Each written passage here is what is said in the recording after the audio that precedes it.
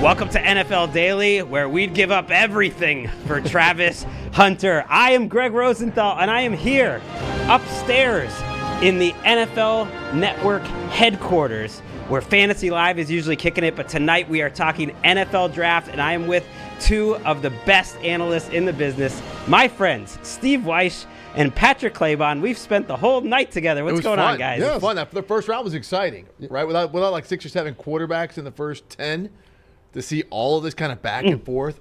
I love this. This is a super fun first round. Like starting off with a trade, yeah, essentially, because we all expected to see what happened at 1, but then to get the trade that we were excited about, the potential of, and then it actually happens. It was good. And to just sit here kind of old school wise and just like watch a draft with my friends here and get to crack wise, and we get to do it all again. So if you're watching on YouTube, we love you. If you're listening to us on the podcast, we got you covered. We're going to go through every single pick, but you mentioned the trade right off the top. Let's go to the start of the night. Cam Ward goes first, of course, but let's talk about what the Jaguars did. They kind of hinted over the last couple of days, and even today, James Gladstone does an interview that said, like, be ready, we're going to send some fireworks. And people were thinking it's going to be Ashton Jeanty maybe that they try to trade up for. And instead, they do the move that now that it's happened, I can't believe it wasn't talked about more throughout the process, which was a team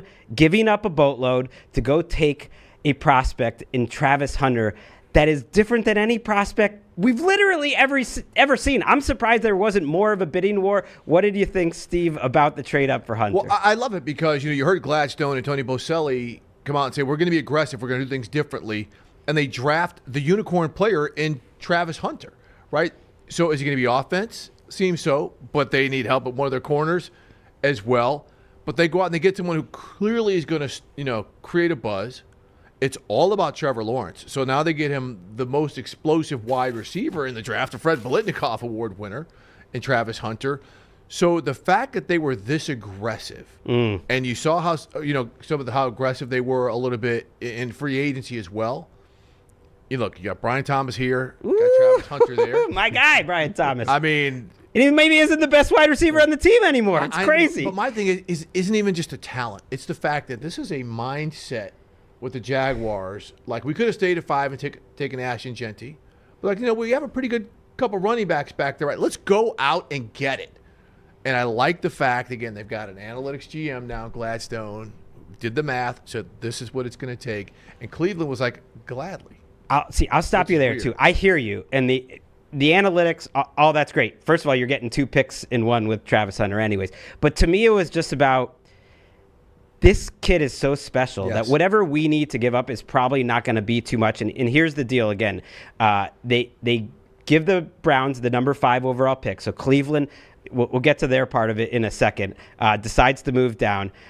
They get the number 36 overall pick. The Browns do. So they get another high pick in the second round, and they get next year's first, a 4th and a 6th. They're also sent back, like 2 fourths. But basically, they move back 3, and for that, they get next year's Jaguars first and 36 overall. Like, the trade chart probably says it's fair, Patrick, but I don't want to be in a world where I had the chance to draft Travis Hunter and I didn't take it. Because I think the analytics move says, like, well, you don't really know if he's going to be that special. In the end, play the odds, get the extra players. But in this case, like, I don't like that. Yeah, from the Browns' point of view, because it's never happened before. Like, this is literally a player in a situation that we've never seen this.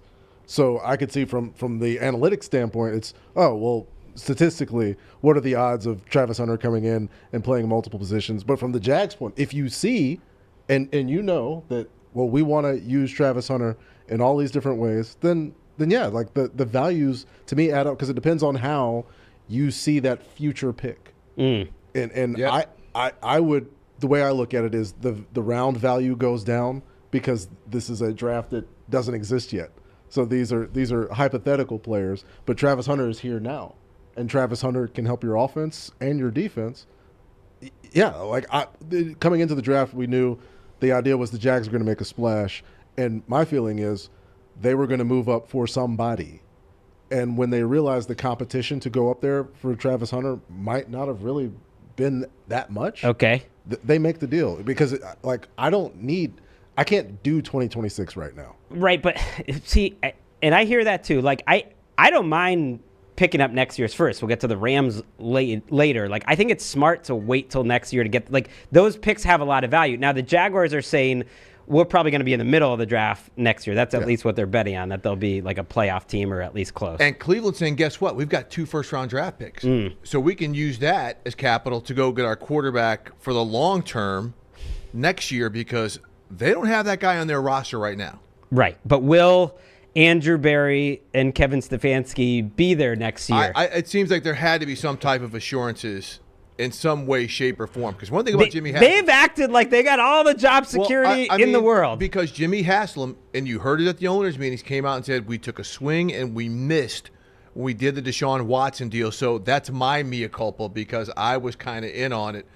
I think Kevin and Andrew Berry did this move knowing that unless things go completely in the toilet, they'll be back. I feel like Haslam took we out of that, and he said that this is my decision. Yeah, and then the first time that we see the Browns, like we see the Browns draft room, you see Stefanski and Berry, but then ominously, immediately behind them, not like in a seat in the center of the shot, is Haslam. Literally like, over their shoulder. Lurking actually over their shoulder, which makes me wonder, like, what decision-making actually goes on? Okay, I hear all that. They went 3-14 last year. Yeah. If they go 3-14 again this year, the coach and the GM aren't going to be there. No one's that patient. Well, then the next folks have the ammo to get the quarterback. I would argue he's that patient. Man, like what other result than that like is the one that we're expecting? Well, we'll see who they end up with at quarterback. Right. People think it's going to be Joe Flacco. They have the second pick in the second round. They could wind up taking Shedeur Sanders. They could wind up taking Tyler Shuck eventually. They could. Who knows who they'll got take? 2 picks in the top 5. In the they second could round wind up trade. still trading for Kirk Cousins. I'm not throwing that out of there. People saying No. it couldn't be Cousins and Flacco. Who knows?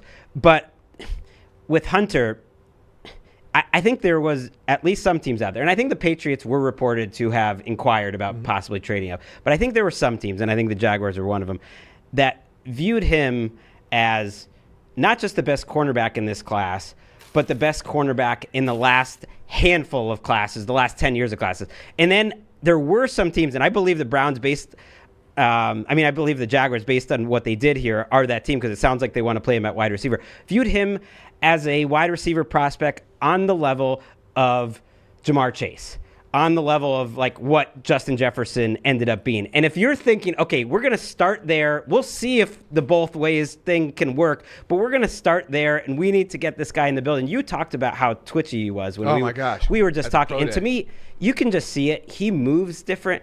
And you saw how he bounded up on the stage. Like, he's everything you would want in a first pick of a new regime. He seemed real happy to be going to Jacksonville, didn't he? and here's something else to think about. Who's the team they've got to get past? Houston, who's stacked up in the secondary right now. They got the 2 young corners. They got a safety. They went out and got C.J. Gardner-Johnson. We can't call him C.J. What do we have to call him? CJGJ. CJGJ. My bad. So that's the secondary you've got. So now you got a guy. You got a 1 and a 1. So you got some things to open up some things for your offense so you could possibly threaten that secondary. It's incredible. It's just a shot of adrenaline for a franchise that I think could absolutely use it. Yes. That's going to be playing in a stadium that's not their own stadium in a couple years. That's playing these games in London. You know what I mean? Like, they could use someone. And when I saw him bounding up on stage, and we'll talk about like his performance just as a human a little later too. But when I saw him bounding up on stage, I'm like, this could be the rare person. And, Joe Klatt on the NFL Network broadcast compared him to Shohei Ohtani, which makes a lot of sense to me. He could be the rare person that's not a quarterback and could be the face of the NFL. Yes. And to have that be a Jacksonville Jaguar, like, I don't know. You just can't pay for that. And I think this one, it could haunt the Browns. Yeah, he checks literally every box. He's the Heisman Trophy winner. He's arguably the best wide receiver in the draft. His best play last year was a game-winning forced fumble on the goal line, like coming up and filling a hole like a linebacker. Like yep. it makes sense. I understand if you're talking about hypothetical football and the Cleveland Browns, and it's like, oh, this quarterback who shall not be named, who may be there in 20, I don't know. But Travis Hunter is there tonight. Now, to be fair, they're adding a real player in Mason Graham at number 5 overall. Yes. And Cleveland. Before we get to the Giants, because they're the other big team tonight I want to talk about, let's just finish with Cleveland, which they do get the second round pick that they have at the top of on Friday night's draft, that's a great pick. And then they do have the 36 overall. And this is a great draft to have those sort of picks. So you get the idea. And they do get Mason Graham, who I was not that high on in the process. Patrick, I think you disagreed with me. He just seemed like a player that was like Will Campbell, who we'll get to, who I think in another class might have been drafted like around pick 20. But in this weird class, someone had to go 4, someone had to go 5. I thought Mason Graham might slip. So did Daniel Jeremiah, but he ended up going number 5 overall, like a pass rusher that you put next to Myles Garrett, which is a good situation for Graham. And that's all it takes. It takes one team to like you. The Browns like Mason Graham at 5, and so we'll never really know what the rest of the board looked like for the rest of the league regarding Mason Graham. Like I'm thinking on down, like Walter Nolan goes off a significant way. Like I would have had a couple of guys on the interior defensive line ahead of Mason Graham, but if that's the fit and the way the Browns want to operate this, I'm skeptical of the operation. I'm skeptical of anything that ever happens with the Browns, but the same could be said, about the Jaguars lately, and it ended up working well. Let's talk Giants, because I think Giants fans are feeling good after what happened on Thursday night. They get their guy Abdul Carter. Yes, great fit, by the way. The pass rusher, clearly one of the top, I would say, 3 or 4 talents in this draft. To me, in terms of just pure talent, it was maybe a 3-player draft in terms of Hunter, Carter, and Jeanty. And I would throw Cam Ward in there. I would too. Because I really like Cam Ward that much. And we'll get to Cam Ward, Titans fans. I know they're probably feeling a little slighted. But like the Giants, so they get their guy in Abdul Carter, but then they also trade back into the first round to make the move that, frankly, was, telegraphed by a lot of the media throughout the day. Jaxson Dart ends up going 25th overall. So the Giants get their guy in Carter, and they get their quarterback of the future and present, Steve. Yeah, we'll see. Look, let's start with Abdul Carter. Yes. Because, again, you talk about a great fit. You can't have enough pass rushers, right? They got Kayvon Thibodeau. They got Burns. By the way, they picked up Kayvon Thibodeau's 5th-year option. Right. That was surprising that comes out in the middle of the draft. Yeah. Could they still trade him on Friday? Is that allowed? Yeah. Yeah, they could, but I don't see him getting traded. So they've got those 3 pass rushers. It brings you back to, Strahan, Tuck, and OC, and Kiwanuka, and JPP, having all these guys. But defensively, you're surrounded it. So now they're deciding, okay, we're going to play a certain type of football. We're going to slow guys down. It's going to be ugly, but this is what we have to do. Then they go back and get Jaxson Dart. And this is something, when I thought about them drafting a younger quarterback, maybe he's a developmental guy. He's an RPO guy, right? We see Brian Daboll when he was in Buffalo. He did great things with Josh Allen with that. The 1 year Daniel Jones held on to the football, he was able to get Daniel Jones. How many years was he there, though? He was there like 6 years. It was just the 1 year that he held on to. The 1 year. That was the 1 year where he got paid. They picked up his contract. Yeah. And so, I think that's what they're trying to do to groom him. You've got Russ there. Plus, and we talked about it during the draft. This gives them the option, if they want to. If New Orleans does not settle their quarterback situation, maybe they offer up Jameis Winston for a 7th-round pick. Right? Maybe they can get some capital a little bit later, so Jameis could go down to New Orleans where he would be welcome. Wouldn't cost the Saints that much. They've got to have a starting quarterback. So they've got some flexibility now in that quarterback room. Well, they said Russell Wilson was going to be the starter. Yeah, after the trade and the Brian Daboll talking to reporters, he said Russ is our starter. April 24th. Was there a for now attached? He's our starter. Don't you think, like Kayvon Thibodeau's 5th-round option being picked up during the draft, that was just like a bit of ego massage? Like, hey, Kayvon, like we just drafted another edge rusher, kind of your replacement, but you're part of our team. Hey, Russ, we just drafted your replacement before you ever took a snap for us, but you're our guy. I don't understand what it does. Yeah, why bother? Does Russ need that particular massage? If Russ doesn't think he can beat him out, then... Or they're Russ is a guy that I don't know. Like, he talked about himself. He carries himself like a starter. He's not getting paid like a starter. He's making $10 million. But when I look at Jaxson Dart, he does seem like, of all these guys at the top, him and Melrose, I could see the vision that some teams would have for both of them in different ways, but they seem like the two biggest projects to me. Like the ones that would not be ready day one. In defense of Jaxson Dart, like the Ole Miss offense can either make you look like, well, you're just painting by numbers. It can hide like your overall talent at quarterback, Matt Corral, or it could, you could be a giant fraud that's fooling everybody. Like it's Matt Corral. Sorry, I should have gotten there. Sorry. and hope Matt Corral is doing all right and is not getting burned up right now in hearing his name. But I think that's the thing that it's tough to get out of people's heads is looking at Jaxson Dart and saying, is this Matt Corral plus? I didn't see it with Jaxson Dart totally. Same. Just because he's such a projection. When you watch that offense, it not only is it not an NFL offense, he's just not doing quarterbacky things. And by that I mean like manipulating the pocket, going through his reads 1 to 2 to 3. You saw it when, I don't know if you saw that clip of him with John Gruden where, he's talking about not even calling out the plays. All he's doing is, that's him. And his other play call, those are the two play calls for Jaxson Dart. That's his can. There's a long way to go. That combined with the fact, to me, that he panicked under pressure a little bit. Now, he also made a lot of throws while he got crushed. He was certainly not afraid or anything. But I'm saying in terms of going through your reads and being able to be kind of calm in the pocket, you didn't see that. Now, that said, if you were going to pick a guy, a point-and-shoot guy who could take what Jaxson Dart does really well, and he's really talented. He is athletic. He's got a good arm. You see the throws on tape. When they are there.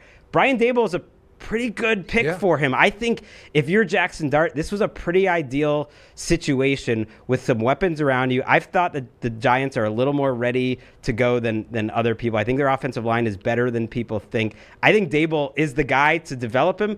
The problem is he's got to stick around long enough for it to work. It might have to be this year. Here's the only real issue I have with this, because if they like him, that's fine. But why'd they have to trade up to get him? I mean, seriously, look at the teams that picked behind him. The Ravens, they're not taking a quarterback. Detroit's not taking a quarterback. Washington's not taking a quarterback. Buffalo's not taking a quarterback. Philly and KC aren't taking quarterbacks. Why did they have to trade up to go get him? The power of hope. You trade up, you get a quarterback.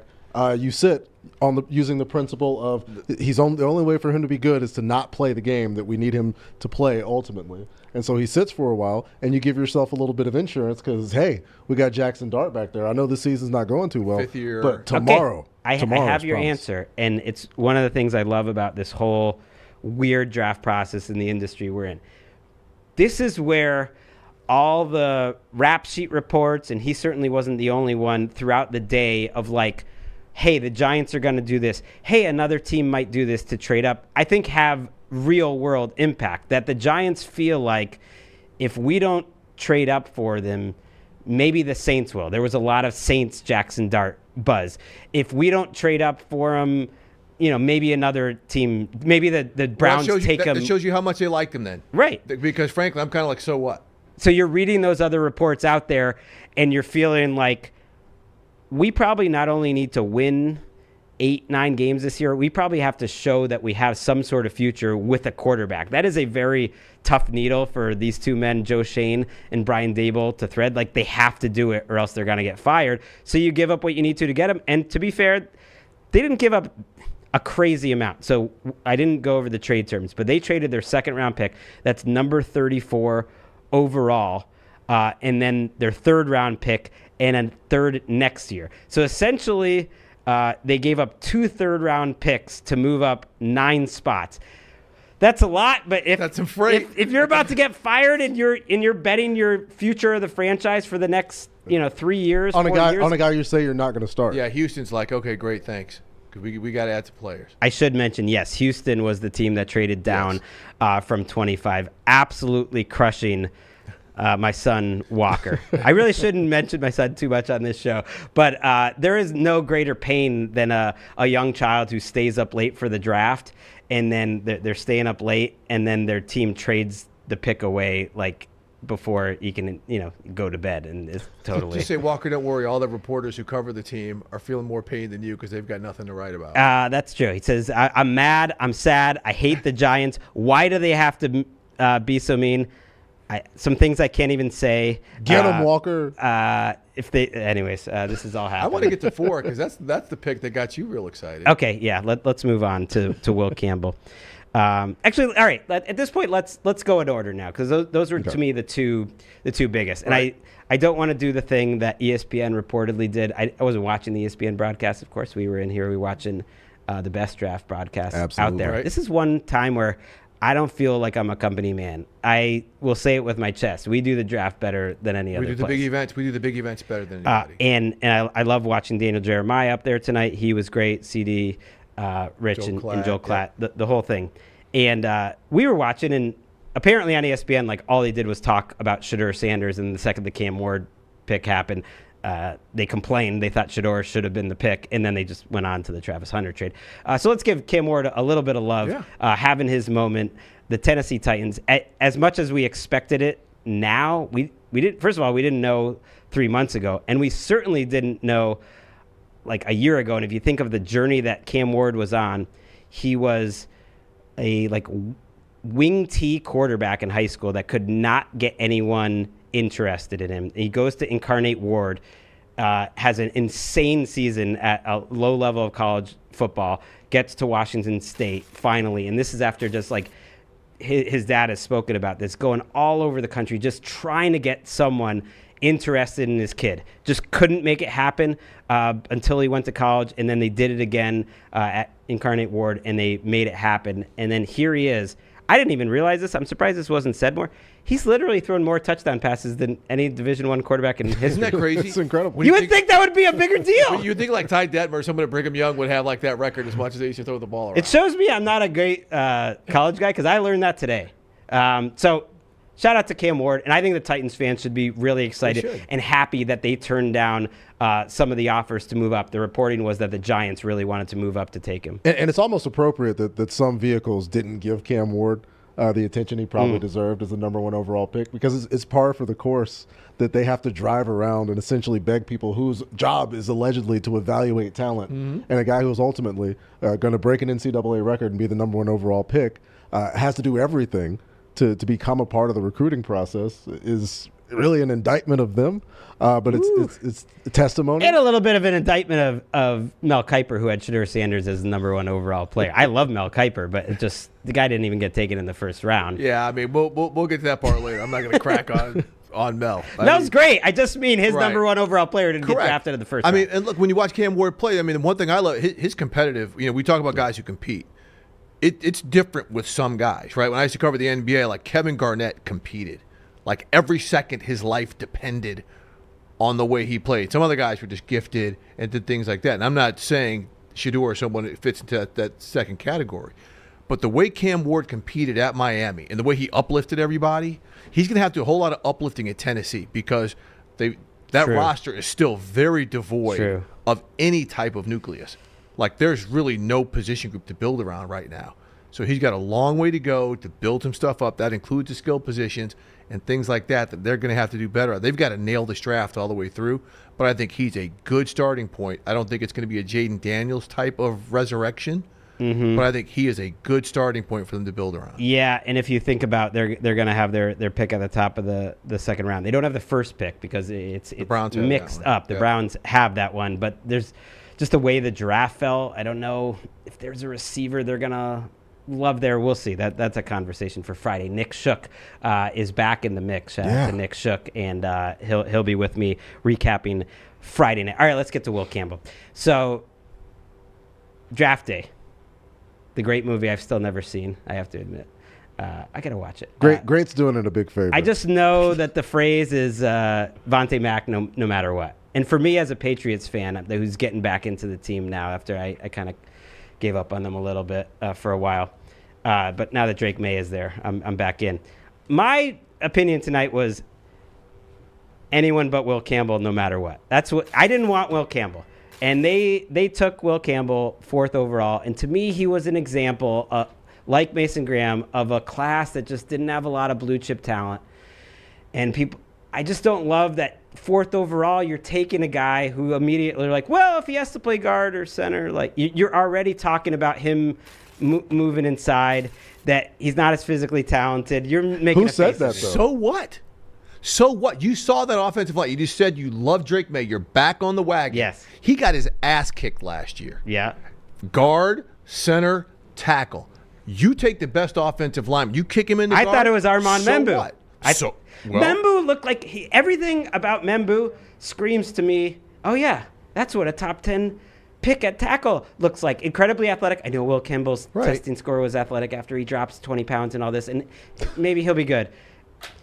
I don't know. I guess I was convinced by people that know more than me that the tape really wasn't all that he's caving in, and that he did everything possible to have the best college career ever. But is he going to translate at the NFL level, or does he project more like, I don't know, who am I thinking? Eric Fisher? Like, just like an okay guy who's going to maybe be the 12th best tackle in the league. I want something better than that, Steve. The 12th best tackle in the league is somebody you would kill for. You take that. Yeah, not if it takes like 4 years to get there, and that's your ceiling. I want Membu. I wanted Membu, or I wanted Jeanty, or I want a premier talent. I want a guy that has a chance to make a lot of Pro Bowls. Maybe he will. Maybe he'll be Matt Light, who was another guy who had some weird measurables and like was kind of a tough, try-hard guy. Ended up making a couple Pro Bowls. He's got a little bit of this with the Matt Light stuff. What, mentality? The mentality, the character. But also, you were killing me for this opinion. Well, yeah, the physical traits are there. It's not as though if Will Campbell's arms were an inch longer on either side, like the discussion would have been entirely different. But I do think like it does play into his particular play style. Not to be that guy, but just like the body, like him versus Membu. I think people usually care about that sort of stuff. Depends on what you're trying to do. Yeah. I just think a player who gets on campus in Baton Rouge and plays all the way to now out of the gate. He was running to wear the number 7 as an offensive tackle, right? There's nothing wrong with Will Campbell. Okay. Let's listen to Will Campbell, because I gotta say, once he got on the mic with Jamie Erdahl, he started to win me over. I've worked my entire life to be up here, to be able to get my name called by a franchise like New England. It means everything to me. We can feel that. We absolutely can feel that, Will. You are brought to New England to protect Drake May. What kind of tone are you going to set on this offensive line? I'm going to fight and die to protect them with everything I've got. Let's go. There we go. I saw it change in Gregg the moment that happened. That's what I love. Did you hear Membu say that when you got talked to up on stage? I don't remember Membu's interview. He was at home anyway. Okay. So. I was like, did I blank out for that? Yeah. I guess this is just a general thought, and I obviously could end up being wrong. Everyone can be wrong about any of these. When the evaluation leads with the intangibles, which I feel like Campbell was like the number one guy of that in this class, that's always a bit of a red flag with me. And then Vrabel was talking about how much he wanted, guys who could carry the weight of the number 4 overall pick and real Patriots. And it all just feels like, redux from what happened with Belichick. It's like, no, I want just like super talented players, not just nice guys. Because people go with the intangibles all the time. It never means anything. All of his tangibles are actually there. Yeah. Okay. He's an explosive player that started literally every game at left tackle. And in a private workout, Vrabel's an outside backer was working his tail off. He put the paws on Mike. Allegedly. Exactly. Put the hands on him. By the way, shout out to everyone in the chat now. We love you. Someone just said very masshole behavior by me. Yes, right now. it is. Yes, well done. I don't feel like it's happening though. I feel like Patriots fans are going to be loving this pick because of everything that you just said. And I've been skeptical the whole Vrabel era, and yet. I should be on board. You're so spoiled, man. I am spoiled. All right, let's go. Let's go to the number 5 overall pick. We got to start picking up the pace here. But this was the top of the draft. So that was Mason Graham, and you mentioned the weird vibes that were in the Browns room. Let's go to the Raiders. I thought it was really interesting that they only took about 2 minutes before drafting Ashton Jeanty after all the draft speculation for months the first guy on 40s and Free Agents, the podcast I did with Daniel Jeremiah, the first team fit that he just was like, I'm just hearing like Raiders and Jeanty. I think that's going to happen. That was like 8 weeks ago, and it actually happened. Love and it. Everyone like me who follows this stuff too closely almost Jedi mind tricked ourselves this week because they almost were too out front, making it sound like they were going to take Jeanty.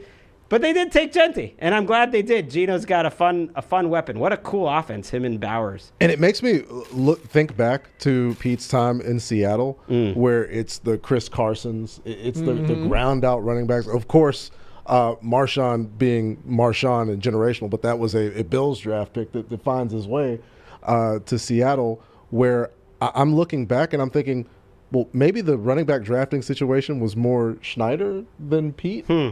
And Pete gets this opportunity with his new team, and they get this player who's done things that we have not seen in 20 or 30 years at the running back position, and it makes sense. It's the only thing that makes sense. They were the worst rushing team in the NFL last year. They averaged less than 80 yards a game running the football. They were terrible. Now they've got to fix some things on the offensive line, but Chip Kelly showed his evolution. Like he's a guy who came from kind of that wing T style stuff at the small school up in the Northeast. And he's really evolved. He is very creative in what he can do. So I think Jeanty in this offense, because he can catch the ball out of the backfield as well. So now you've got a home run hitter. You got a banger. You got a home run hitter that plays tight end with Brock Bowers. Exactly. That is a starting point. You got a solid receiver for at least one more year in Jacoby Myers. I'm really curious what they're going to do. They've got to add. I think they're absolutely a sneaky Shedeur Sanders team at the top of the second round. I don't think they would trade up for Shedeur, but I think if he is still sitting there, they could take him. That makes some sense. I agree. To me. But the main takeaway is in the last two drafts, the Raiders have gotten two of the best three players in college football. Yes. Easily. And Jeanty shows up there with the diamond-encrusted Crocs. That was him, right?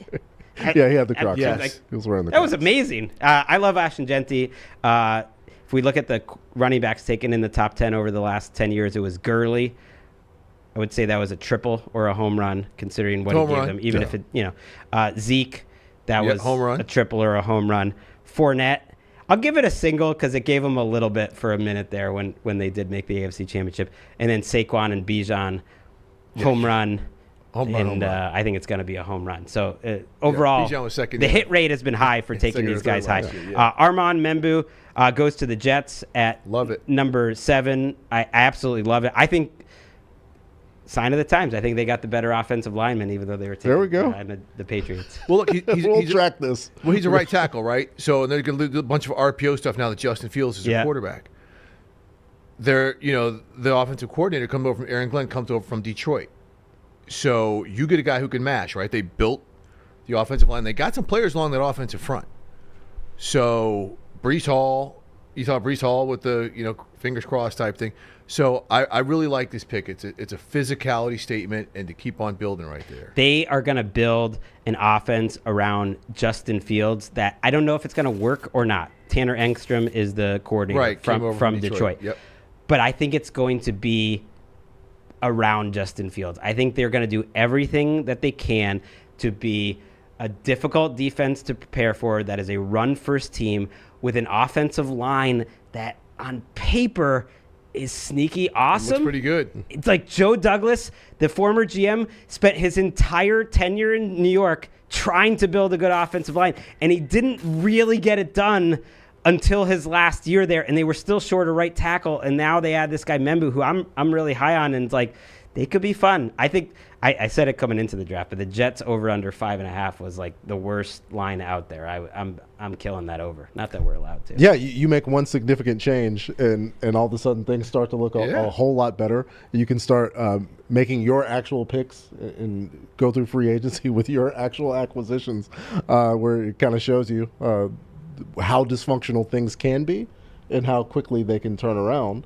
when you have a cohesive plan that makes sense to everybody. And by the way, if you end up going back and watching this on YouTube or you're with us live, I'm not being rude like texting while my friend Patrick is talking, but I'm just trying to send the tweet out. It's just I looked up and I look like a jackass here texting in the middle of the show. Man. Let's go to number 8, Carolina Panthers. Surprise! You're not happy with them taking T-Mac, Tet McMillan. Well, one of the first real surprises of the night. It's funny because everyone was like, chaos, we're going to have chaos. And the Jaguars gave us a little spice. But to be honest, it wasn't that chaotic tonight. It was relatively predictable in terms of teams and fits and roughly where players would went. But Tet McMillan to the Panthers was surprising to just about everyone, except for our buddy Josh Norris, who we had on earlier this week, who was digging the connections here. Well, I mean, I like some of that. I mean, look, he's someone who should be able to come in and help. They need receiver help.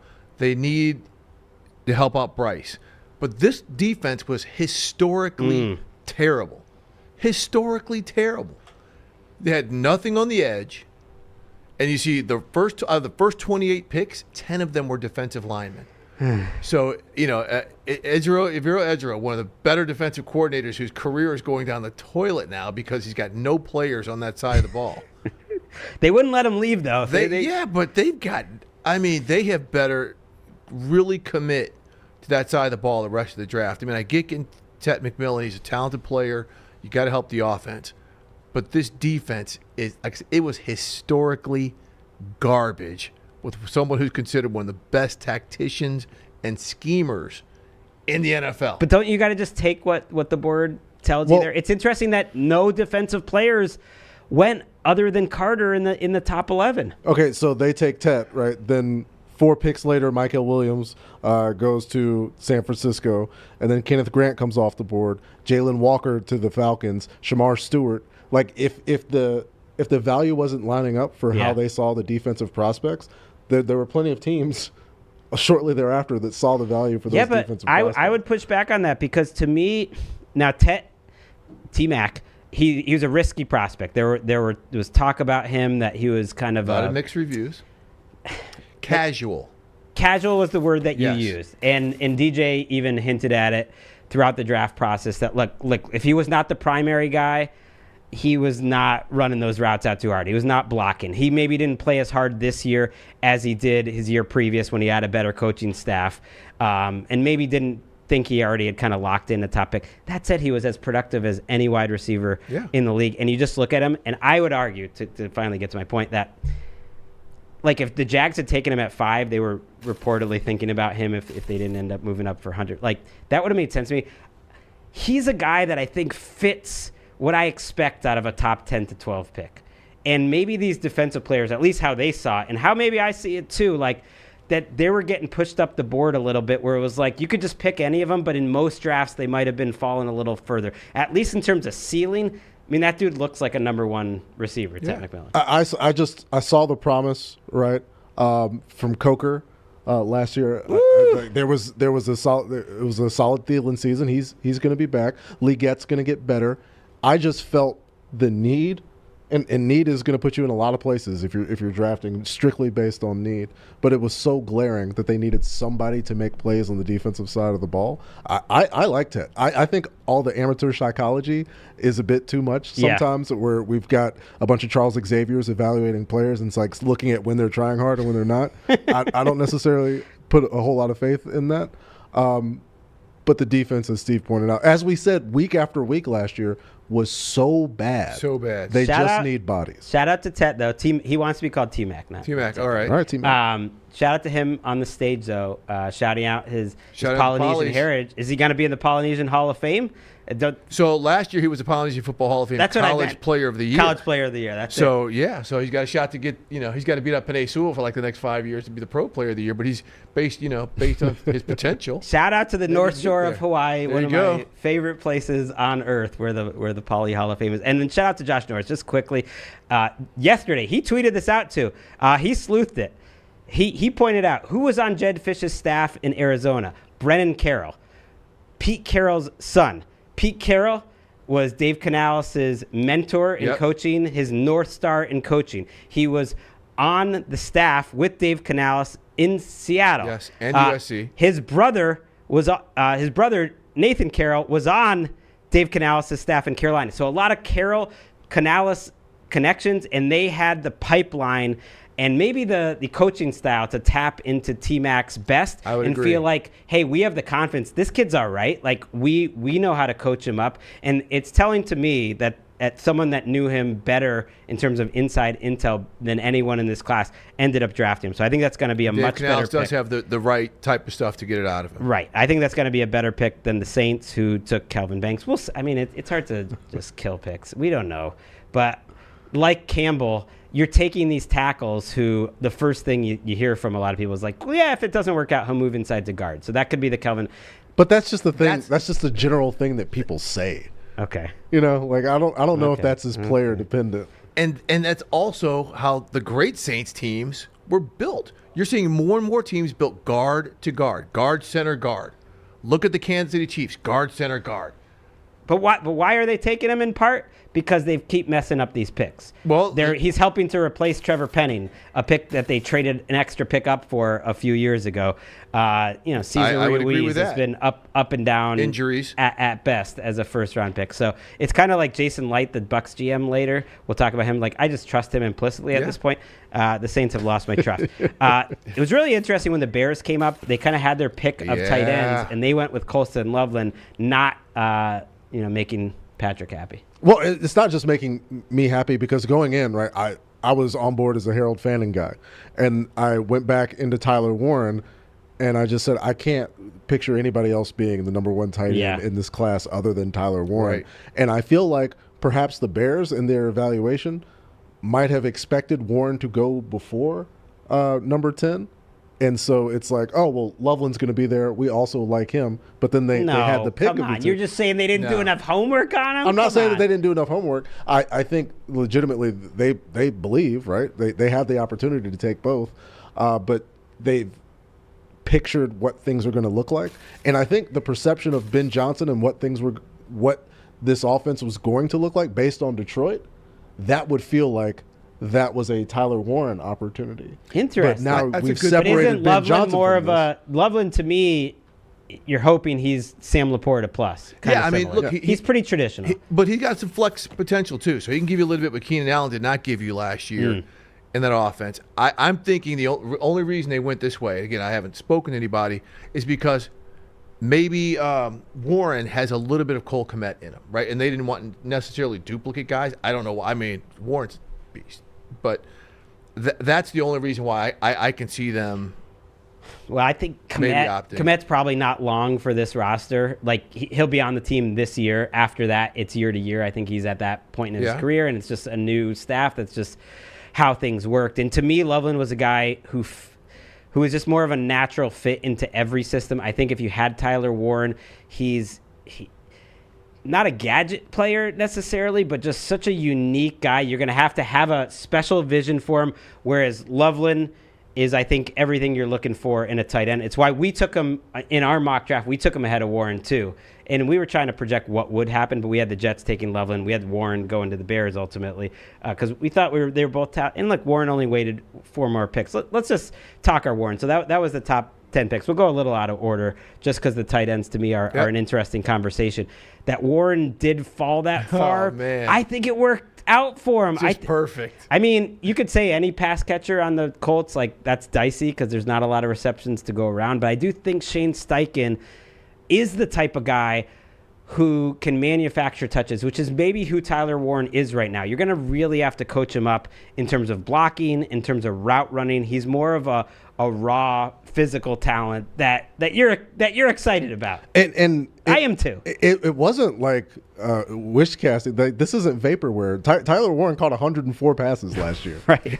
Like at the tight end position, they snapped him the ball directly and were running screens and stuff to him because he was literally the best player on the football field. And I feel like it's not that he is a gadget that you have to manufacture touches for. Mm-hmm. It was just the best circumstance for Penn State to manufacture touches for Tyler Warren. And so I don't want folks to think that Tyler Warren is just like he's not out there beating coverage and getting open because he had to do everything for the team. He's got some Brock Bowers in him. He's got some Brock Bowers to his game. He's got that type of speed, catching and breakaway, just to do a lot of creative things. You know who like I think that. he's got more of? Like Anthony Richardson, which is that. And by that I just mean first of all, he's not as physically talented. He never tested, so we won't really know. But that he's like a really unique, I'm just better than you. I'm going to run over your face. Like Jeremy Shockey type of guy. Yeah, that's but a good... raw and needs to be molded and is in a really unique talent. And that's just why I think maybe he only is going to fit some teams. And I think the Colts are one of those teams. Steichen can be great with that. Look what he did in Philly with Dallas Goedert, Zach Ertz. I think he was with Gates for a little bit, but Gates didn't need a whole lot of work. That's a good group around Richardson and or Daniel Jones. Jonathan Taylor, Pittman, Josh Downs, who to me is one of the most... That offensive line needs a little work. They took some hits. I thought they were going to go linemen. They didn't. We'll circle back to the 49ers, who picked at 11. Shout out to Pete Schrager, who said earlier this week Michael Williams is going to go earlier than people think, and Colston Loveland's going to go earlier than people think, and he hit those two. Williams from Georgia was the second defensive player taken in this How about class. that? But he goes to Robert Saleh. With very little production. Now, I didn't see it when I watched them. Obviously, the 49ers can scout defensive linemen a little better than me watching like 90 minutes of Michael Williams or whatever. But a guy without a lot of production, but toolsy, and they needed an edge. And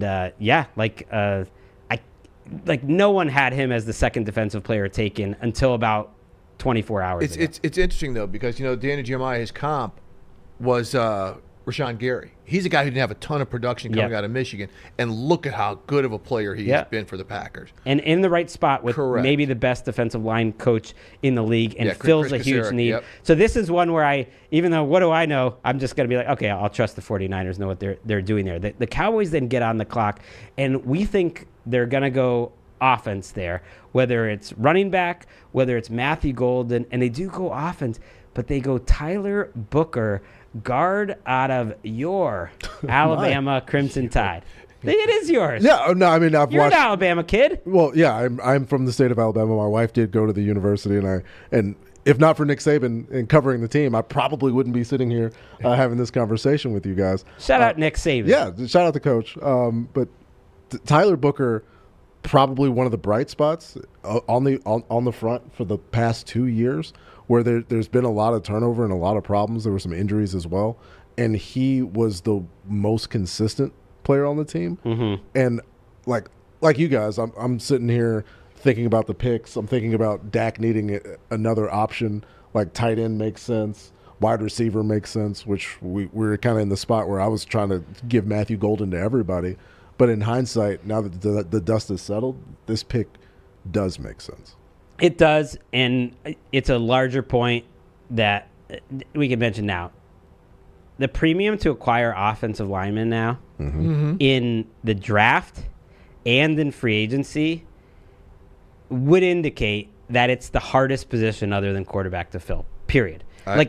There's not, to me, before you could have made the argument that edge and at times cornerback, like what's valued. It's like, no, the NFL is telling us by how much they are pushing up all these guys, and they're just so desperate that the only chance you can find good ones is if these guys all go earlier. Because if you look at the consensus board, which is like the average of all these big boards, even Daniel Jeremiah's boards, like these guys are getting pushed up so much higher than expected every draft. You just saw it with Kelvin Banks going ninth. You saw it with Campbell in some way, but you definitely see it with Banks and Booker, who we were talking about, maybe the Texans will be choosing between them at 25. Yeah, good luck. They went at 9 and 12. And again, he's a guard. Right? Are we good to talk about guards here? Guards are cool. Okay. I don't want to hear that he's a tackle and then might not work. So what? Kick him inside the guard. Because what are defenses doing? Now, we're talking about hybrids, right? We're talking about all these defensive players who can do this and that. The double A gap blitz, all the stuff coming up the A gap to try to get in the face of these quarterbacks. Guards are people too, Greg. They drafted a Hall of Famer, Zach Martin, who just retired. They know what they're doing there.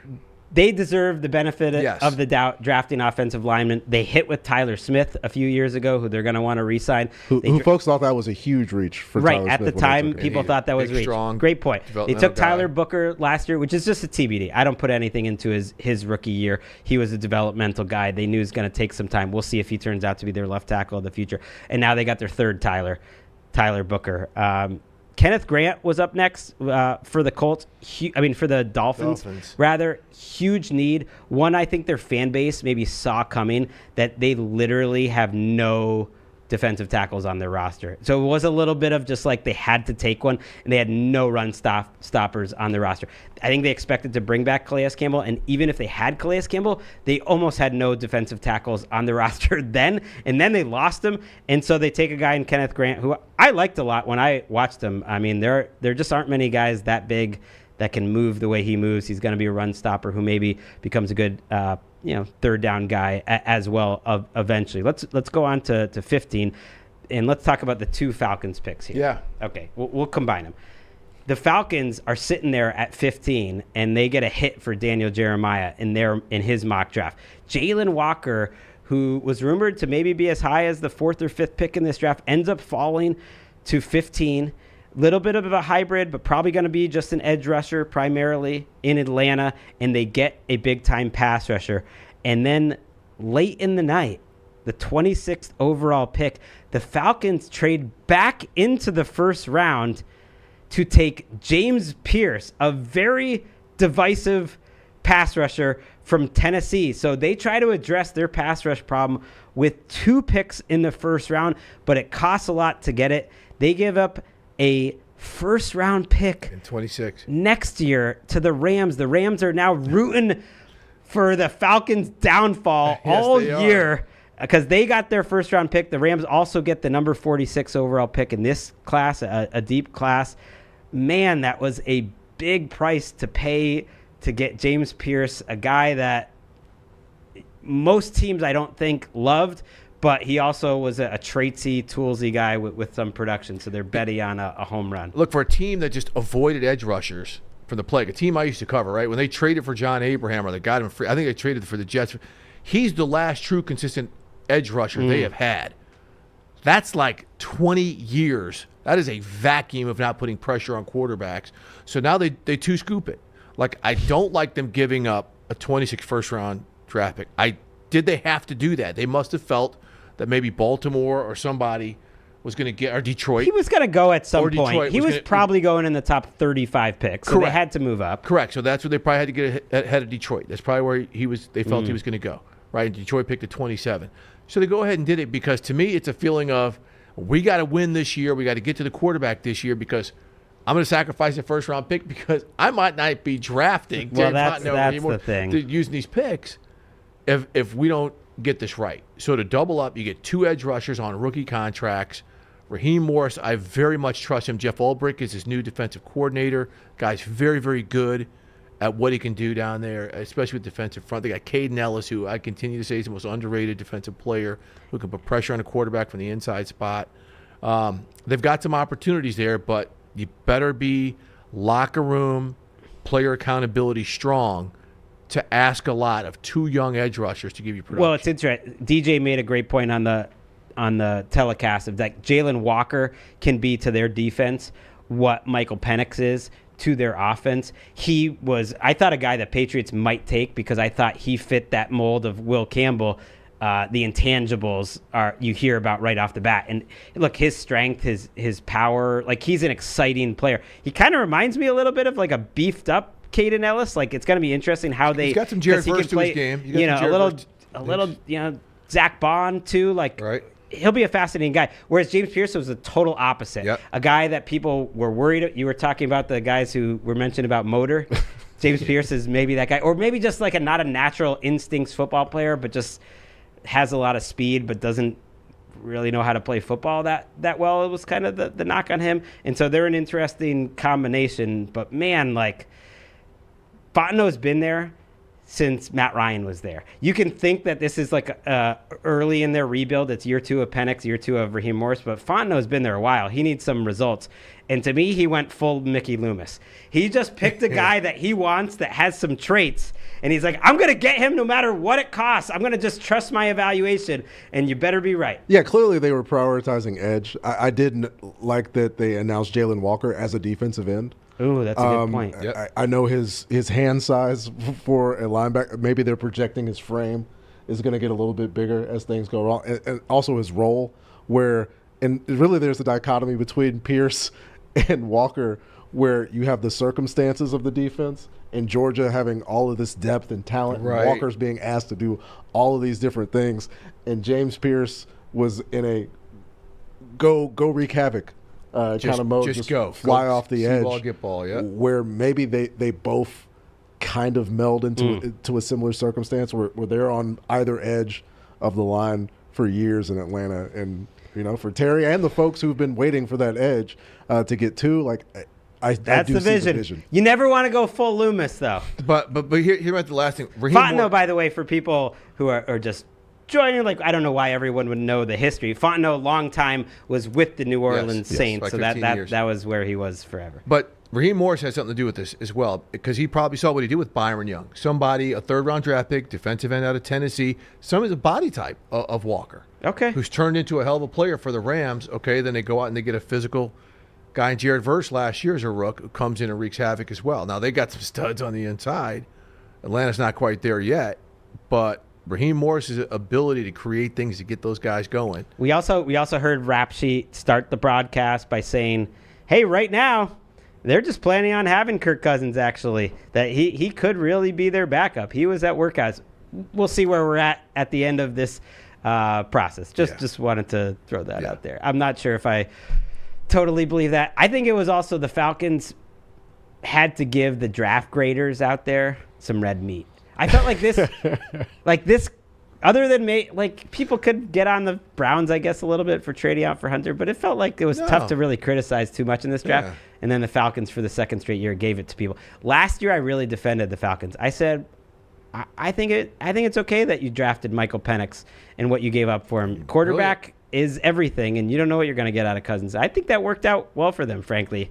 The Cousins thing didn't, but I think it worked out well. This, I'm not going to defend. Let's go to our next pick. I'm all mixed up here. And talk about my guy, Walter Nolan. The search bar now has some players. Yeah, the Cardinals defense. So Walter Nolan, the Ole Miss defensive tackle, goes to Arizona. And another player that goes on our motivation watch list where there was a lot of that discussion where I literally was trying to figure out what it was. What Walter Nolan did to run afoul of, and it apparently I think it's just on tape transfer. Like he went from one place to another, which is apparently a crime. I agree with you, Patrick, that it's fair to be skeptical of the whisper campaigns that go out in terms of motivation and things like that. But that stuff does matter. And I think where it ends up mattering the most is where you can see it on film. And I think when you watched Walter Nolan's film, if you took the top 25 plays of his film, I think he goes top 4 in this class. I think he's probably the best defensive player, literally the best. Like, he's Albert Hainsworth. He looks like Albert Hainsworth or Chris Jones or something. But similar to Chris Jones falling, like, you just see him, according to people I talked to, but I watched it too, like, you just see him just kind of just out there sometimes. And it was a little unpredictable. He'll take over a series, and then he'll just disappear and, like, not give great effort. And so you're trying to figure out the reasons why that is. But I personally loved him and was hoping, like, he would go high, and he ended up going pretty high. We heard me talk about player accountability. Yeah. A lot of people are like, well, you can coach this guy. Those players, and I've noticed especially interior defensive players, if you don't have dudes around him, like when I say dudes who are like, no, we don't do that here. You bust your tail on every play and everything you do. If you don't have those guys around him, they're going to fall back into that muscle memory. So I hope he doesn't do that, but I have just seen that too many times in all of my years. And again, see it over and over with defensive interior guys. I think Jonathan Gannon, though, is a good coach for him in that I agree. He's good at getting guys who can play multiple positions. Nolan's going to be a penetrator, but he can be really flexible. Like, of course I'm giving the highest of highest possible outcomes, but I think like Chris Jones, I think you could use him in the way that the Chiefs use Chris Jones, where he's inside, he's outside, he's that type of player. And so I think that's the right defense for him. Shamar Stewart is a guy you would never question his motor, Patrick. Oh, I wouldn't. I'm not the no, motor I don't think anyone, guy. but nobody did. Nobody did. I think he was such an interesting prospect because he didn't have the sack production, but the physical traits were just out of this world, and the Bengals love guys like that. And he was known as a guy who's like the effort was through the roof, like Jalon Walker, where like he never cheated you for effort at all. Really intense, and one of the guys in this class that I thought had the best performance on the stage and just the intensity. Oh yeah, well he almost killed Roger Goodell. Yeah. I mean he went and hugged him, and his arms are like 8 feet long, and I think he did the double wrap straitjacket on him, and then Jamie had to rescue the interview because he was either so juiced up or perhaps upset about the weight. He was heated. Doesn't like spaghetti chili. Like either way, like something was going on. You could feel like a cauldron of energy inside him. He was not okay. That needed to be let out, and that actually made me really like him.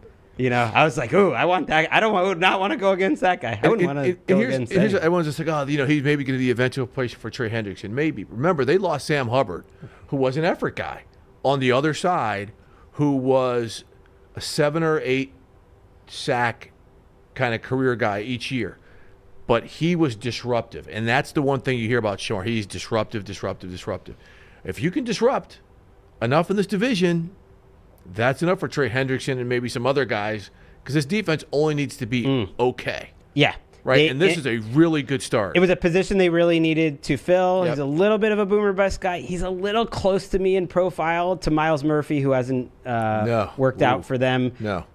Sort of similar to Sam Hubbard in a weird way, in that like good player, not a lot of sack production. Like that was the actually heck, that was Trey Hendrickson's rep coming out of college, and it took him a little while, and then he turned into an incredible. But Trey player. Hendrickson is the guy that if he gets 20 pressures, he'll get sacks on 16 of those. Versus Shamar Stewart was getting pressures all over the place, but wasn't getting the quarterback down. Shout out to the chat who wants to know, am I related to Ken Rosenthal? Oh. I've been getting that question on social media for my entire career. No. Rosenthal, very common name among the Jews. And we're both diminutive, and we're both in the sports landscape. Superstars. And we're getting it done. Yeah. So shout out to Ken Rosenthal. Never met him, but seems like we got to make it happen. Really nice guy working over there for Fox. Let's move on. The 18th pick, the Seattle Seahawks. I think we got this pick. Jordan hit it. We agreed on it, but Jordan got it right when we did it in our mock. I don't think we got many picks right, but we had Gray Zabel. Daniel Jeremiah's favorite player in the draft. You got to love if your team drafts Daniel Jeremiah's favorite player in the draft. Because he was a Senior Bowl superstar. And that he fits like an awesome need for them. I think so. That was absolutely that was need matching up. It was a screaming need. Right. Yeah. Tackle guard. He can go anywhere. I thought they might go wide receiver there because Egbuka was on the clock. He was available, and Matthew Golden was as well. The Bucs end up taking Emeka Egbuka. I love that. Surprising, and this was where I just give it up to Jason Light at this point. I see the vision. You weren't a big Egbuka fan, Patrick, in the process. You just thought maybe it was some like jersey scouting, that he was getting a little overrated because. Well, I do think there was some jersey scout. I just didn't. I liked a couple of prospects more than Egbuka, but this is a good spot. But it feels like the rich getting richer, potentially, like at this position where I'm not sure how much of an add to an offense that was scoring 1 billion points anyway, almost at will. What we're doing, unless it's a long-term type deal, which I guess is the goal. The way receivers are paid now, wide receiver rookie contracts are really valuable that first round. You have them under control for 5 years. I mean, Chris Godwin and Mike Evans are incredible. They do not have 5 years left. They might not have 3 years left with the Bucs. So it's a long-term play. Godwin's coming off a really serious injury, so it's also a short-term play. And Mike Evans, like you said, he's in the twilight of his career. you can't sit there and say these guys are going to be there for us all the time. Look at how the Niners got themselves boxed in by not replenishing at a lot of positions. And I think that's what the Bucs have done. They've drafted offensive linemen when it seemed they didn't need to draft offensive linemen. They've drafted interior defensive line folks when it hasn't seen, and it's worked. And they some of our friends that we had on NFL Daily, John Ledyard, Ollie Connolly, I was listening. They ended up in the end, the more they watched Egbuka, they put him up there ahead. I like him. Or right with Tet McMillan and Matthew Golden. I think competes, teams saw it differently. The feel that you were getting from reporters and kind of around where teams had all different rankings for these receivers, and some teams really loved Egbuka as like a true top 15 pick. The idea coming into tonight, we talked about it before he even started, was like he's not getting out of the top 15 to 20, and he didn't. So the Bucs take him. They build strength on strength. The Broncos surprise everyone. They don't go running back. They don't go wide receiver. They go Jahdae Barron.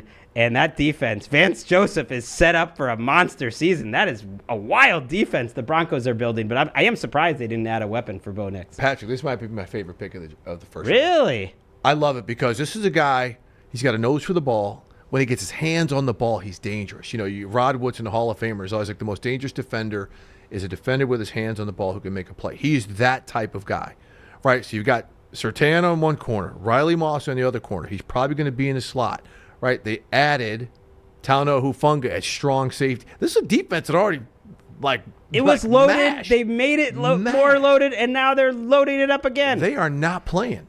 They I think, are just speaking truth when it's just best player. I think when a pick like this happens, first of all, they're looking at running back and wide receiver, two positions that are deep. Can we get a running back that we like in the third round? Can we get a wide receiver we like in the second round? Maybe they feel that's the case. Or maybe they feel like Jeremiah, who had Barron as his ninth player at points in this process, and when the Broncos went up to pick, was just easily the highest player on his board. And I'm sure he was on the Broncos board too, and they're just like, we got to trust that we think this guy is a special Cooper DeJean type of guy. That's who DJ compared. Yeah, to. that was the comp to Cooper DeJean, and I love it. I think it makes it. And Steve mentioned the way that he plays on the ball, and they'll be back. They'll be back on the clock at 51 with a chance to get that back. And I don't necessarily ascribe to the logic of, oh well, you can get a good running back anywhere. Yeah, if the guy is good.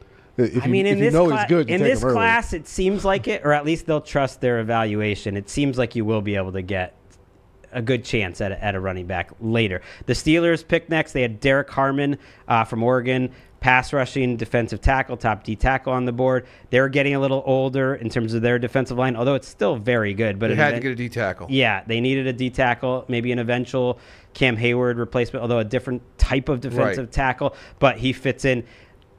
I didn't know what to think about Harmon in the process. A lot of differing opinions on him. But if the Steelers are into him, I kind of trust what they do when it comes to the front seven. Then the Chargers come on the board. And our friend Gavin, who's working on the show tonight, big Chargers fan, didn't want Omarion Hampton when we put him on the team in the mock draft. We drafted Omarion Hampton, and Gavin gave us a big thumbs down, in the back. And you know who they take?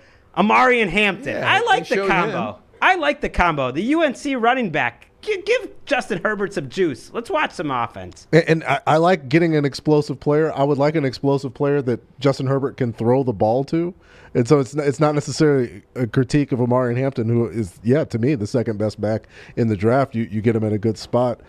But there were options to make the offense in total more explosive and not have it be the all lad show. and I think we're gearing towards another season of just it's lad and pray to God we can hopefully stop somebody. There's round 2, there's round 3. Let's not criticize they had to get too some much. pop out of the backfield. Najee Harris is just not, he's your physical. He's a one-year guy. Running back. Omarion Hampton's a guy to Yes. build around. And shout out to, again, Jeremiah, who, if you were listening to our show on running backs with Maurice Jones-Drew and Jeremiah, he put Hampton on the Chargers. He thought that sort of explosiveness, you get your big pop guy, you get your chain moving guy in Harris, and they just need to add some speed anywhere. I thought they would take Matthew Golden, but I'm kind of happy they didn't because then the Packers got to take him 23rd overall. It gave a great moment of him taking their first receiver in a long time. But I'm spoiling it. Let's listen to Mark Murphy, the outgoing team president of the Packers.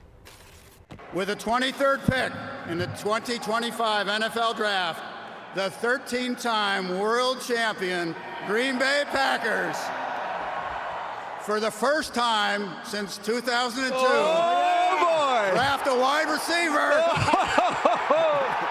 Listen to this crowd. Oh, baby. Matthew Golden, wide receiver, Texas. And he's here. And he's...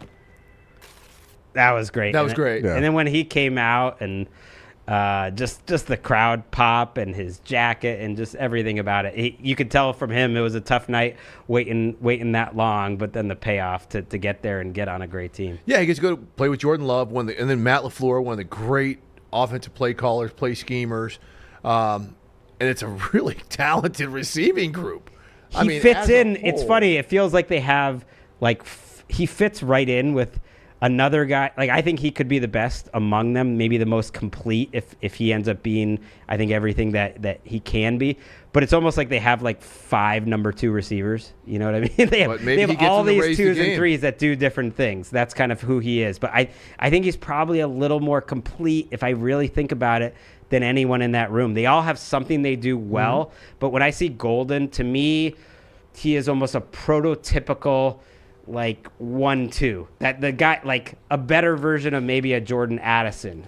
I'm trying to think of a good comp for him, but a guy that can do it like a McConkey if he really worked out at the highest of high levels. Yeah, and it's a player with explosiveness where we don't know week 8, 9 if Christian Watson is going to be able to be back by that point. And we know, considering the history, all of the conversation about who's the one, everything, the Packers have done extensive work on this, and to make this pick at this point with this player, I think we know that Green Bay is going to utilize Matthew Golden, yes, in a way that's different, where I love it. We will know that he is the one. Fantasy owners won't love it because it's just got to be But as Mark Murphy pointed out, they went first round pick with him.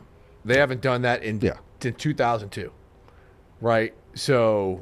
Shout out to Mark Murphy. I never knew until tonight that he was a former All-Pro. All-Pro safety. I mean, an All-Pro safety. He's having a great time. He's on his way out. To a team president. And CEO shout out to the Packers for the mandated age limits for their executive roles, that he has to leave his job because he's turning 70. No slight to Mark Murphy. I'm just saying that makes sense to me. Big-time positions, maybe you shouldn't just have there forever. Just saying. Donovan Jackson was the pick at guard to the Vikings. One of the, I wouldn't say, it wasn't a total shock that he went first round, but not a guy people were talking about a lot, but people loved him. He was a guy I was hoping would get to the Patriots maybe as a second round guard. They took their guard in the first 5 picks. But they really bet on. Get over that, man. They bet on offensive linemen. God, I hope he turns out to be a stud left tackle, I do too. It's a no-lose situation for me. They bet big on offensive linemen, in free agency, and they did it here. So 3 interior offensive linemen for the Vikings. Sorry, I can't get over Will Campbell going to the Hall of Fame versus Gregg being right. Those two are all the same. Those two are all the same level. Either way, I'm good. We already talked about the Giants at 25 getting Jaxson Dart. We'll be talking about that all offseason, and the Falcons and how they traded back in. So the Ravens were up next. I mean, come on. It was just too much. It's just destiny every draft. They get Malachi Starks, the safety that falls too far, and that's what the Ravens do.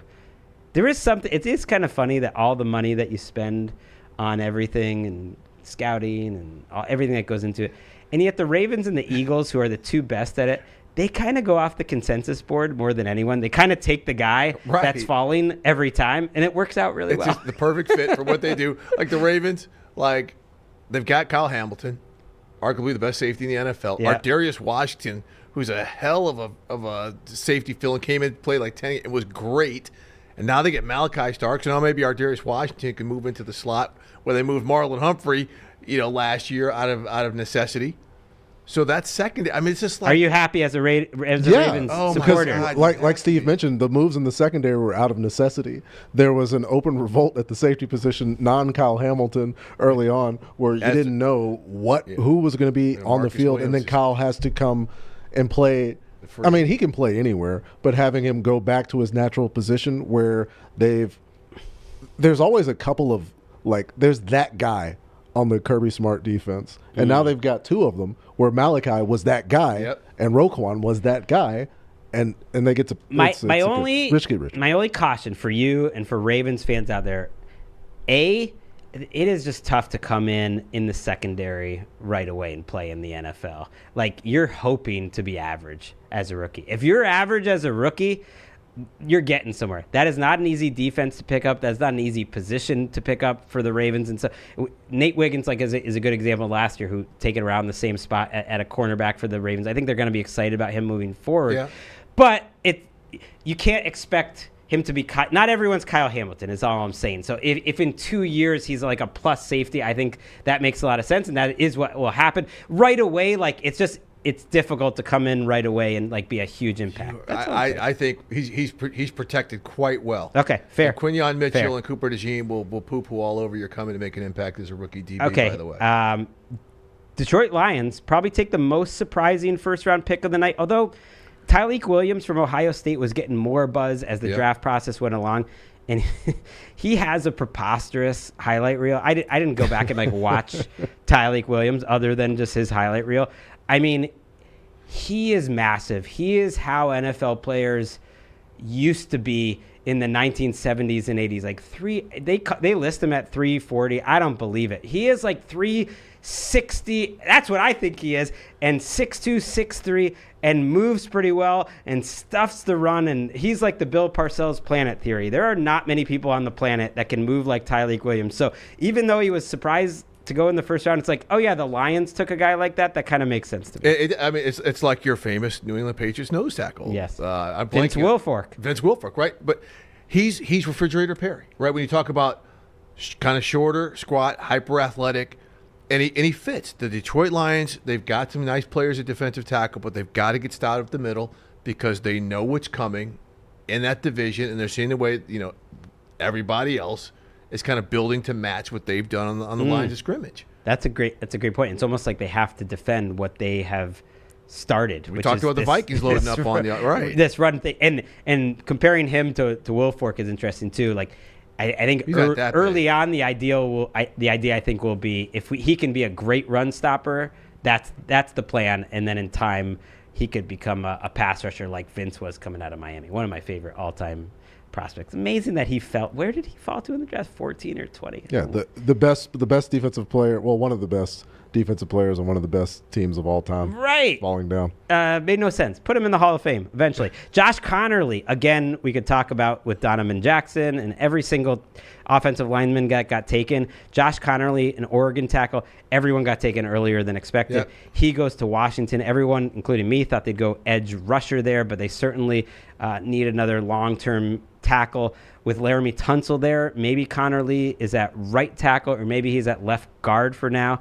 Had his big supporters. I listened to the Nate Tice, Mike Tice podcast, and he was Mike Tice's OT1 in the entire class, and that's a man who coached up offensive linemen very well in the NFL for a long time, and he thought Connerly had the most potential of any player in this class.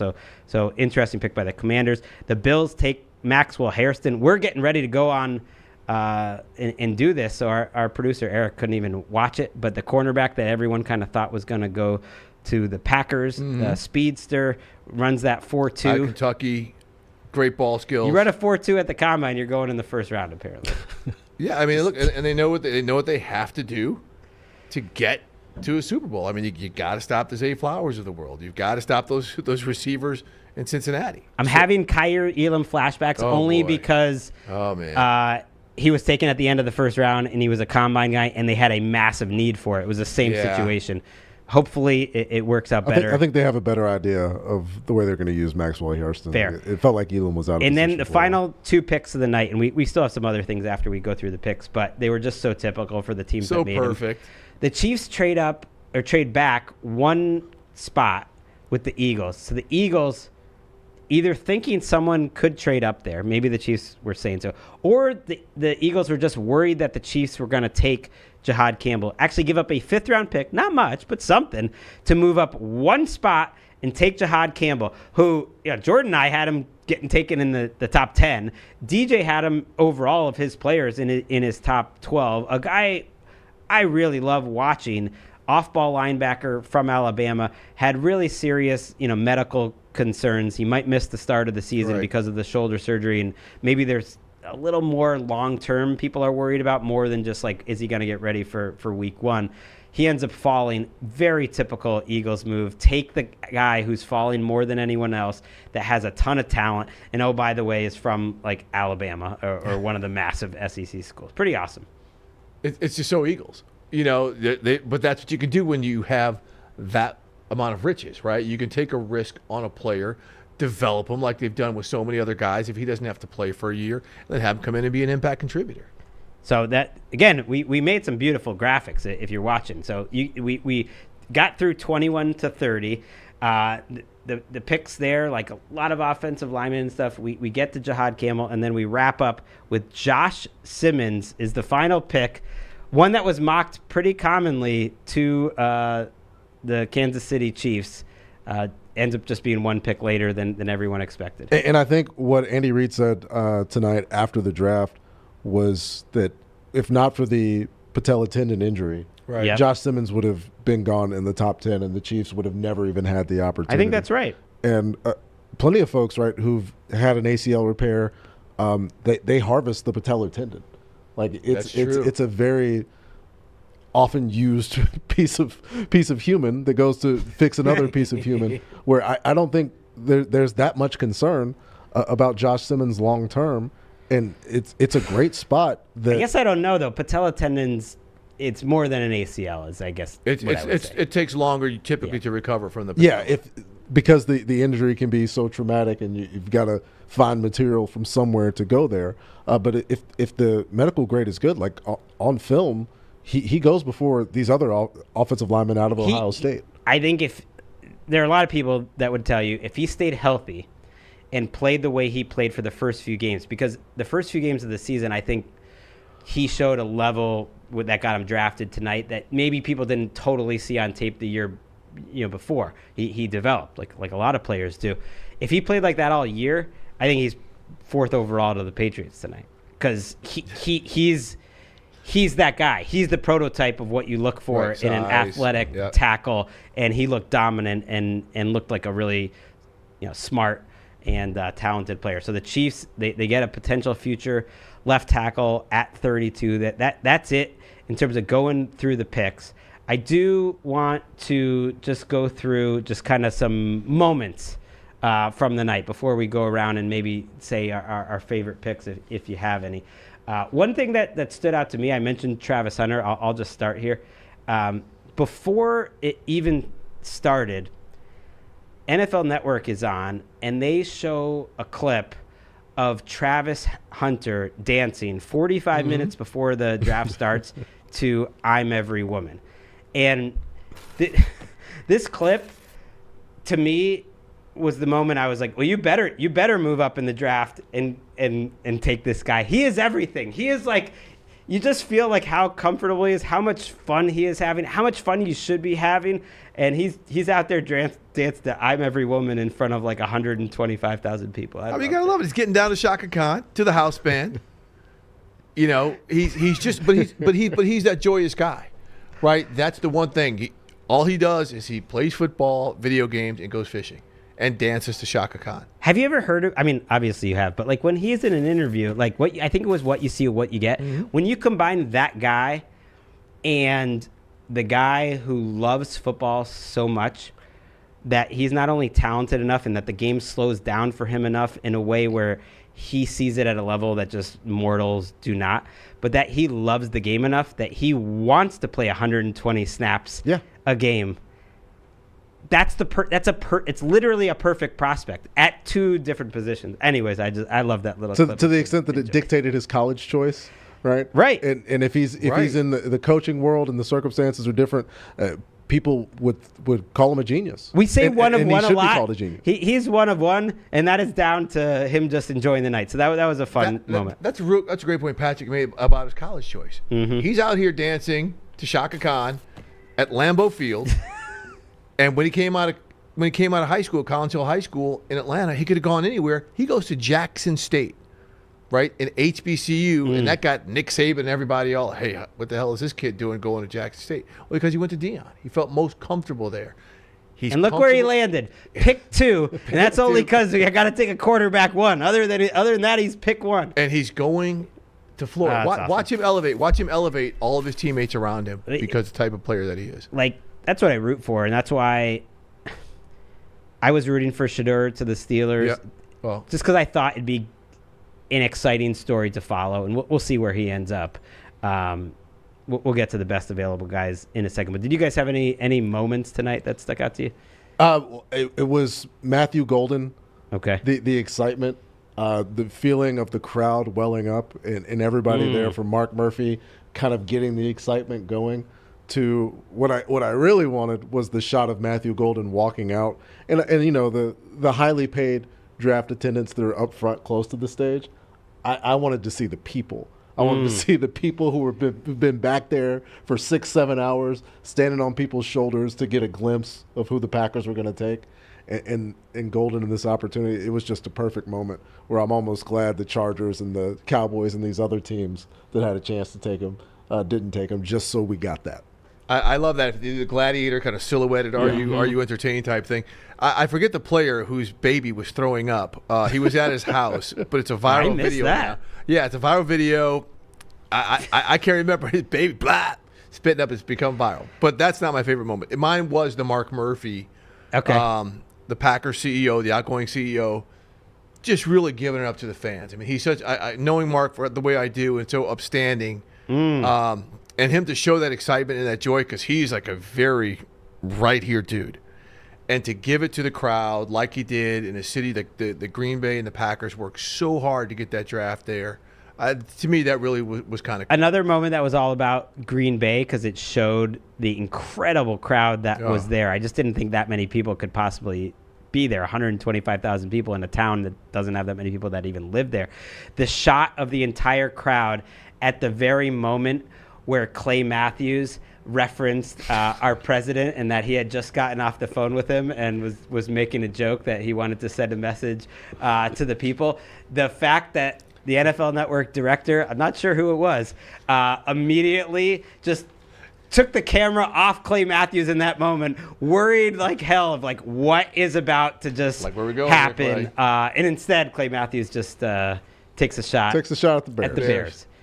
I would say he landed the plane. I still don't. I don't know. Who landed the plane? The director who pulled through the drone? The director is who I'm giving the best moment to. I don't really. Yeah. Clay Matthews, it could have been worse. I guess he set such a low bar for how that started that I was worried about how it was going to end. That at least I was relieved for how it ended up. Some other funny moments. The house band played "Don't Stop Believing" a couple times. That was fun. Goodell was wearing, according to Colleen Wolfe, she believes they were Air Force Ones, some like kind of souped up Air Force Ones. She wasn't totally sure, but she got kind of a look at Goodell. Shout out to Colleen, by the way, who did a great job. Yes. Not just at the stadium and, in between, not for the TV hours, but on TV with Laura Rutledge of ESPN announcing that the schedule release will be May 14th. So we know when we're doing our game day view show, by the way. Yeah, schedule release is on May 14th. Schedule release. And for those who don't know, the NFL typically does not release that date until like two days until they're going to release the schedule. So this is different. And by Steve saying release, that's also when we would find out, too. We're such company men. We got a graphic up for it. I didn't even know we had all that. Good stuff there. We should talk a little bit about day 2. So I mentioned Nick Shook is going to join me. We're wrapping up here. But Nick is going to join me after Friday's broadcast. Not planning to go live, but although, who knows? Maybe we could change our minds. Hadn't really thought about that for Friday night's podcast. Let's think about the best available players. Let's start at quarterback. So no Jalen Milroe, no surprise. Shedeur Sanders still out there. Tyler Shuck, who definitely has his fans out there. Those are probably the big 3, although, man, late in the process, Will Howard from Ohio State was definitely getting some buzz. Gruden loves him. I think some McVay tree type teams will love him. They're out there at quarterback.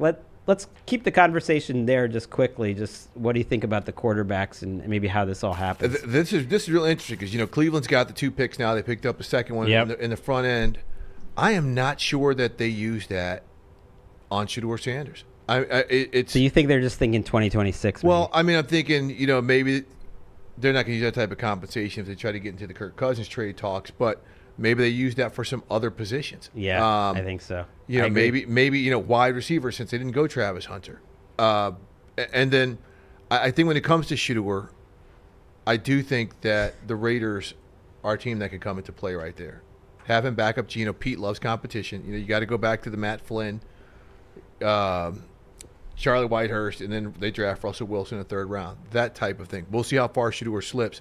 And also Jalen Milroe. I think when you talk about Cleveland getting a young quarterback, his old OC at Alabama, Tom Rees, is now the OC in Cleveland. That's something I would watch. I still don't know if it'd be in the front end, but if they move back, I think that's a young developmental guy to look right. I tend to agree with you. I think the Browns are more likely to take another quarterback later, which sounds crazy. You would risk losing the guy you really wanted, but I think they're going to look at these as premium picks. By the way, friend of the show, Katie Caldwell, who does a podcast with our friend Nick Shook, points out the Settlers of Catan guy as a fun moment of the night. That was Landon Jackson, right? I believe. Was it Gray Zabel? Oh, was it Gray Zabel? Yeah, it was Gray Zabel. I'm Gray Zabel. confusing my offensive lineman. And the Settlers of Catan board was set up. It was prominently featured in the shot, which made us think, like, is this an NIL thing or not even? Like, is he just? Or he just loves sponsored? Catan. I gotta say, people that love Catan, they talk about Catan a lot. I'm not a big Settlers of Catan guy, but I'm not against it. I was kind of a Risk guy in middle school. I like me a little bit of a Risk. Let's bring up that best available board again, because it is one of those classes where it seems like the second round is awesome. Will Green from Marshall, some off-field stuff, but a lot of people thought he was like edge 2 or 3 in this class. Donovan Ezeraku, who I really like as a talented pass rusher from BC, still out there. Will Johnson from Michigan, a lot of people CB1, not taking medical concerns. Right. Nick Amenwari. I love him. I mean, that's the combine freak still out there. This is a great top of the second round. And the thing about Nick Amenwari, and I know a lot of people just found out about him at the combine. Yep. He comes into Columbia, South Carolina as a freshman, starts every single game, leads the team in tackles. They're best player on a very talented defense, where I think Nick Amenwari had the production. The combine just kind of confirmed it, and I felt like he was going to go tonight, to be honest. I loved him. He was one of my favorite players, and I thought if the Rams hadn't traded out, that's who they were going to get. But when you look at what this guy can bring, I just think he's one of the first guys off the board. I think he's got pushed back because he's a safety. A lot of people were like, that's the position we can get in the second round. Yeah, I think the Texans are picking second. They're probably not going to go secondary. It's really interesting that the Browns have 2 of the top 4 picks. Knowing they could use a safety. Their team analytic, I think they're going to use that first pick to maybe pick up even more. They're going to look at this as an opportunity where they take one guy here and they move down and they just keep picking up picks. Eventually, you have to select players. Well, they will select them in this class. I think it'll just be like moving down in the second round and feeling like that's where the value. And to be fair, we just went through some of them. There are a lot of good players. Like all those running backs are available. Travion Henderson did not get taken. Quinshon Judkins didn't get taken. A lot of good wide receivers. My guy Kyle Williams didn't go off the board. The tight ends, Mason Taylor, Elijah Arroyo. There are certainly a lot of good defensive tackles that are available. Like, it's going to be a really second round's going to be great. And, of course, Shedeur is going to be the conversation because, wow, I mean, you look at the board now and you're just like, how early in the second round is he going to go? Could he be like Malik Willis and slide into the third? I mean, I don't think we can sit here and say. I don't think you can rule that out. I also don't think you can rule out him going behind Shuck and maybe Howard and maybe Milroe. I mean, I'm just saying. Shuck is quantifiably insane. Yeah, I agree with you on Shuck because I'm not in on him. I think Milroe. Could a team fall in love with just his upside and prefer him to Sanders because different flavors? Yeah, that's not totally that crazy to me, especially if Shedeur falls past the first half of the second round. I tend to think, and I don't know who it's going to be, but I tend to think he's not going to have to wait that long on Friday night. I think the Raiders at 37 are a really interesting Shedeur Sanders spot, and I wouldn't love it as my Love and Geno, and I think they want to win right away, and so that would be one reason why they wouldn't take Shedeur. But they might look at the future and think about it. We see where he is on their board. Woo! I love it. I love a first round with a lot of great outcomes. Travis Hunter, trade, gave us a little pop. And then, like, a lot of guys in systems where I think can maximize who they are. I think Colston Loveland and Tyler Warren, like, ended up with the right teams for them. Egbuka, got to be learning from the greats in Tampa. I think he ended up in a really great team for him. Hampton, being with Justin Herbert. A lot of the offensive players, to me, Jeanty with the Raiders, I think Falcons ended up getting 2 edge in rushers. great spots. Yeah. I don't know if you guys have favorite picks, or should we just get out of here? No, I'm ready. I'm ready Okay. to defend the Falcons' decision making. I don't value. Okay. I liked the teams that went ahead and moved. I don't value future picks in the same way. Maybe that's silly. Those are people too. Future picks. They're people. They're hypothetical people. We don't know, but they have 2 people today. Well, as Kyle Shanahan said, I don't even know if I'm gonna, if we're all gonna be here alive on Sunday when he was talking about a future game. The way things are going, like, who knows if we're all gonna be here in 2026? So get your picks in now. When Kyle said that, he just didn't want to answer a question, though. Yeah. I don't know. I think that way. I do think that way. You get older and you're just like, you can't guarantee anything. Hey, make the most. Like taking it with you. We're getting existential at the very end. We're getting I'm looking at the back, and these young kids who are producing this are like, what are you talking about, Greg? You'll get there. Yeah, in a few years, somebody asks how things are going and be like, well, I woke up this morning. It helps me enjoy the draft even more. I'm soaking up this whole thing because you just never know when you're going to have another one. So let's enjoy this draft. Or if your left tackle is going to be pushed into guard. Enjoy this one with you. This is the first time we've all done this together. It was an absolute treat. We will be back, like I said, on Friday. Thank you, Steve. Thank you, Patrick. Appreciate it, man. Hopefully we get you back next week. Patrick's already locked in. We'll talk after the show. Let's hit it. Let's go. Tuesday.